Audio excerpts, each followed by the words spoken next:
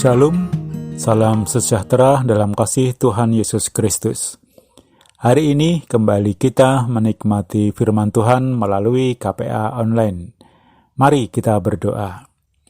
Bapa dalam surga, kami bersyukur hari ini kami masih boleh menikmati firman-Mu.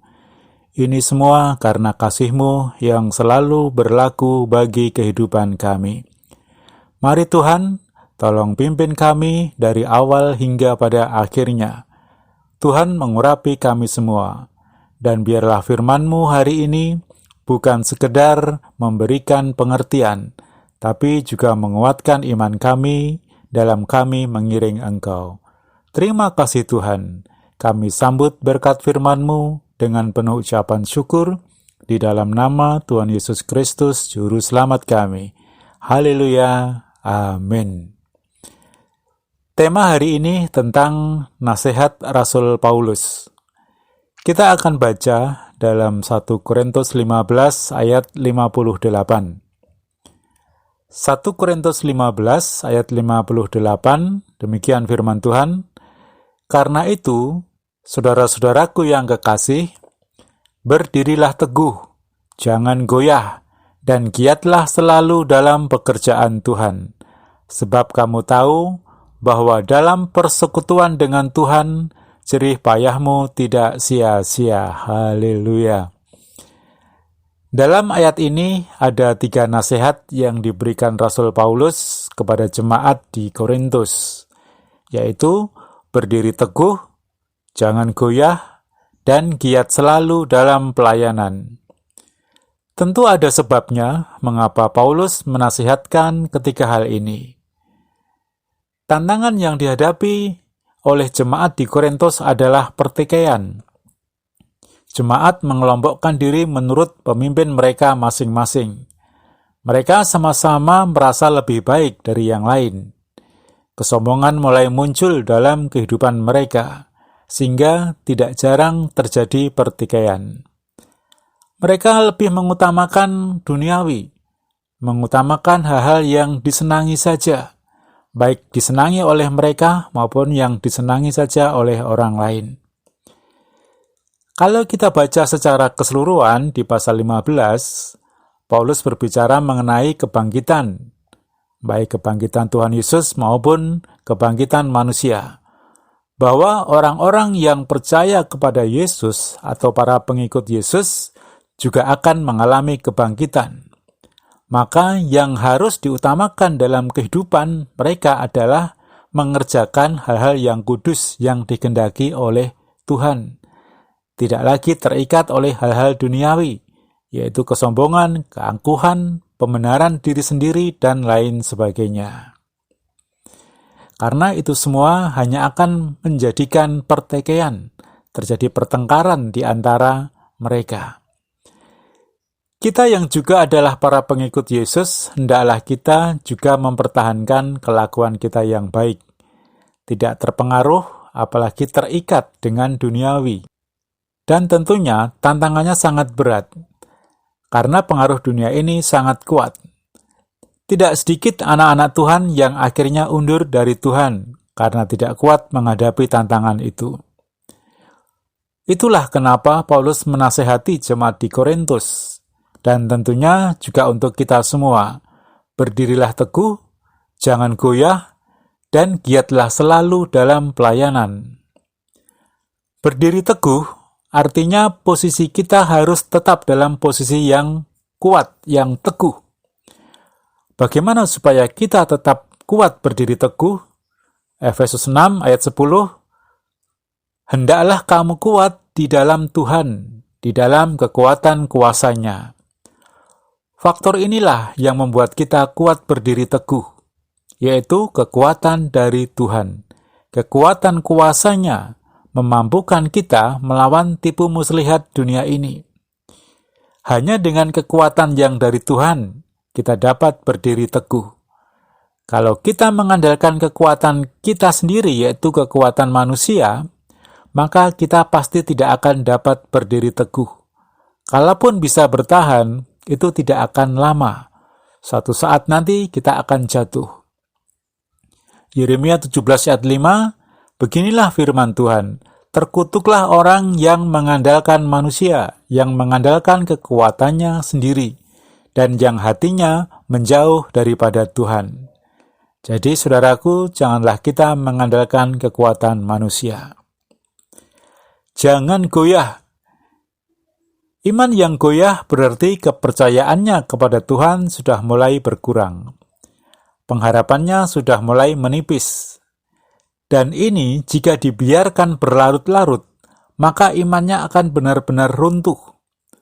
Untuk itu, jangan sampai goyah iman kita.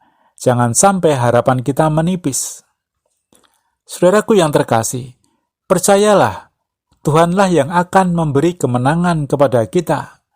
1 Korintus 15 ayat 57, tetapi syukur kepada Allah yang telah memberikan kepada kita kemenangan oleh Yesus Kristus Tuhan kita.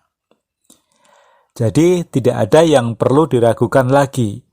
Jika Tuhan sudah berfirman, maka itu ya dan amin. Yang berarti pasti akan digenapi. Jika ada problem atau masalah, tetap pandang Yesus. Tetap percaya pada kuasa Tuhan.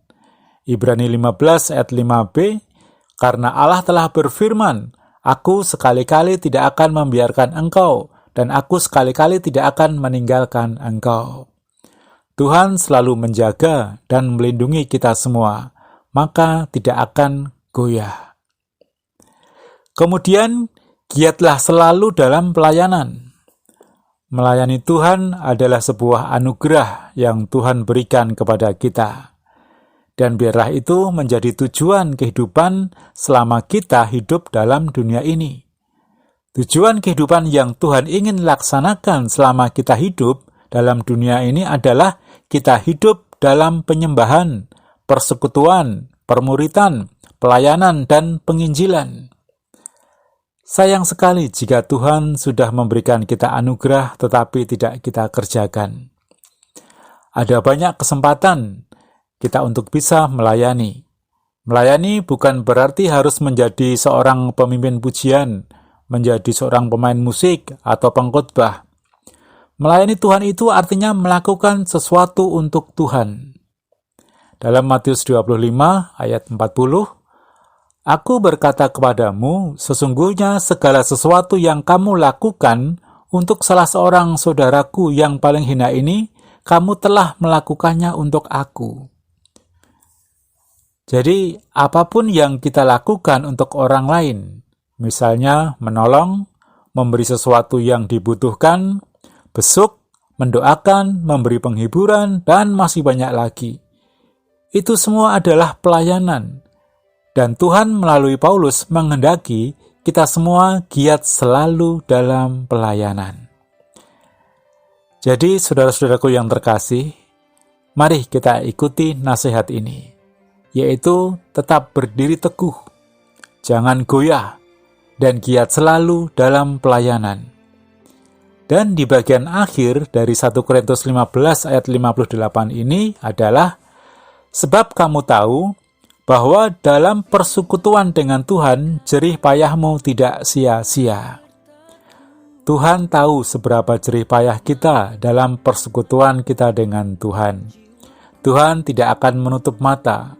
Semua yang kita kerjakan dalam pelayanan, semua itu tidak akan ada yang sia-sia. Semua akan berbuah pada musimnya. Karena melayani Tuhan atau melakukan sesuatu buat Tuhan, sama saja dengan kita sedang menabur. Dan Tuhanlah yang akan menumbuhkan, menjadikan hijau daunnya, menjadikan bunga-bunga yang indah, dan berbuah lebat. Tidak ada yang sia-sia di dalam Tuhan.